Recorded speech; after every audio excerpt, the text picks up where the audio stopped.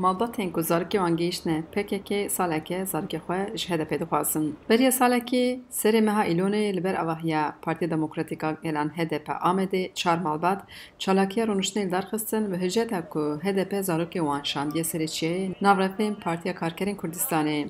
Ev çalakî roj bi roj mezin bû û di nav salek de hejmara malbatan ji sedî bihûrî. Hate gotin heta niha 15 zarokên ku gihîştine PKK vegeriyane. Di nav salek de ji aliyê hikûmetê gelek parlamenter, sê wezîr û hevjîna Serokkomarê Tirkiyeyê Emîne Erdogan serdana malbata kirin, piştgiriya çalakiyê kirin. Herî dawî di sê Îlonê de cîgirê Wezîrê Karê Navxweyê Tirkiyeyê Muhterem İnce jî serdana malbata kir.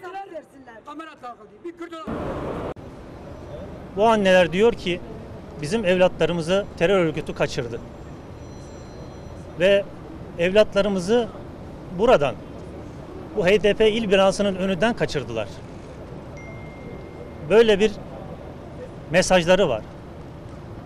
Bizler de bu yürekli annelerin, bu cesur kadınların yanında olduğumuzu hissettirmek, onlarla beraber olduğumuzu böyle bir günde belirtmek için bugün buradayız. Malbatên çalakiyê îdia dikin ku Partiya Demokratîk a Gelan HDP zarokê wan şandiye çiye û wiha diaxivin. Navê min Celîl Bektaş, ez bavê Yusuf Bektaş im. Layê min şazde mebirin, ji HDP il binasî. Ama dirêj xurivî birin maçê xapandin, layê min birin. Helaya an zanîn kî ye. Ev salkî vê çadırê de ne. Şazde hegeda hatin. Ji me re hinkî mût çêbû, cesaret heta me. Em hege me boşê neçû. Hayam gede konak nem jran narin. Em giş kararline, em giş çekin. Ya gede me, ya em jran anabın. Ez Aydan Aslanım. Diye Aysun Aslan. Sala me îro qediya. Em vê derên em cadala xwe devam dikin. Me nego sar, me nego zivistan, me nego berf, me nego baran e.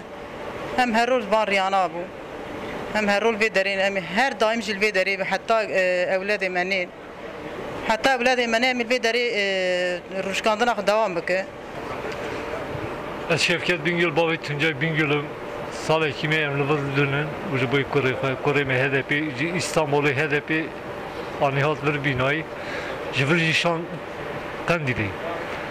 Ez salekî tevbû hevalê xwe li vir rûşkandî me ez Kurê xwe ji HDP heta jî negirim ji PKK negirim navim. Kurê me çimkî wan birçû. Bana dibê em kurmancekî dava kurmancîtî dikir ama zulüm ê li me dikir. Zarî mezmen serîçî li mirinê tertike bax salekî me em derê wan rûşkandînê milletvekîlîkî HDP natiye negotiye ya û çil derê me rûniştin. Ji aliyê dinêva hevserokê HDP Amedê Zeya Çêlan jî li dijî îdayên ku partiya wan dikevine tometê derdikeve û dibêje ku ji destpêka çalakiyê de bi malbatan rahat peywendiyê dabûn. Lê hikûmetê ev peywendî xut kir û neha jî pir zêde manipülasyon tê kirin li partiya wan îftira tê kirin. Heman wextê de destpêkê da sekna malbata li hemberê me pir êrîşkar nebû. Yani hem hêla gotinê da hem hêla pratikê da lê em bêjin saziyek wan şiyand bû li vir, dezgehek wan şiyand bû li vir. An jî ê ku ji wan di hundirê bendewariyê da bû diyaloga me qut kir. Hêdî rastî nemaye. Propaganda heye, manipülasyon heye û HDP û em bêjin wekîlê me sûcdarkirin heye. HDP kare zaroka bişeyne çiya anna.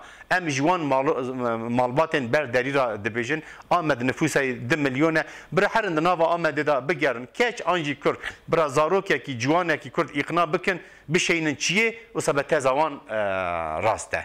Dê bav jî nikare zarokê xwe bişînin çiyê, HDP jî nikare bişîne çiyê.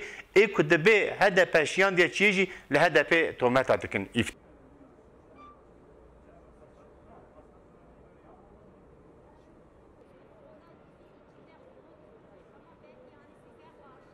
Malbatên li ber derê HDP dibêjin heta ku ew encam nesinin û zarokê wan venegerin dest çalakiya xwe bernadin. Xecî Can Farqîn, Dengê Amerîka, Amed.